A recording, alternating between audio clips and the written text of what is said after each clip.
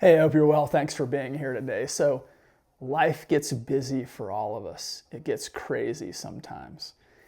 We're hit with all this external stimulus and we're trying to manage that. We got big things that we're trying to figure out, problem solving that we're doing in our life. We're chasing our dreams, and then day to day things pop up.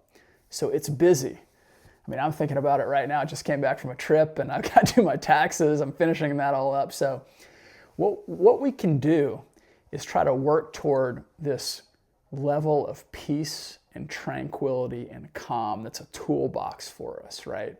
That we can put into practice daily. We can expand it, and we can feel like all of these waves of things that are occurring to us on a day-to-day basis are more managed. So let's talk about 3 tools to do that so we're in this tranquil state as we approach day-to-day life. The first thing is just a state of presence, being in the present moment. And I tell people all the time, meditation is probably one of the most important things that I ever learned and put into practice. It's such an enormous tool. And whether you do it in meditation or introspection, prayer, whatever is right for you, what we're doing here is we're starting to live more in this observer perspective, right? Because we are not our thoughts. So we have to back away from being like the ping pong ball reacting to our thoughts all the time. We're being bopped around. We have to move away from just being immersed in these thoughts to being the observer and perceiver of these thoughts. And why this is so important is because when we see thoughts occurring from that perceiver perspective, we're maintaining that perspective more often. We can also watch when they're turning into emotions, right? When they're welling up as emotions, because that's the evolution, thought to emotions. So if we put in a meditation practice daily, an introspection practice, we're practicing being in the observer state. And we can take that practice out to a more full day, right? So there's 2 ways this is helpful. A lot of us just generally are living in a lot of past events. And there's things coming up in our mind and emotions we're feeling about past events, or we're in the future. We have things we're trying to achieve and we're worried about getting to this place. So those are all extracting us from the present moment. And in the present moment, there is only potential with no thoughts and emotions tied to it. So that's one benefit. And the other thing is just things that pop up. We're able to maintain a more calm state. So this is the first thing, is just being in a state of presence and having a meditation and introspection practice to practice being this observer. So we're utilizing that more daily. The second step is knowing that the universe is behind us. We were put here in a state of authenticity.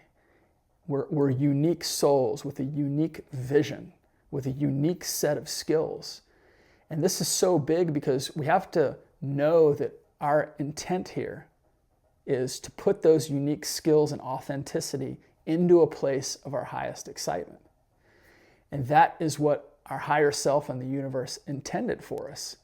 So we're out with the full backing and love of the universe. And so when things pop up daily that are feeling tough, we have to revert back to that greater perspective and say, oh, I know why I'm here.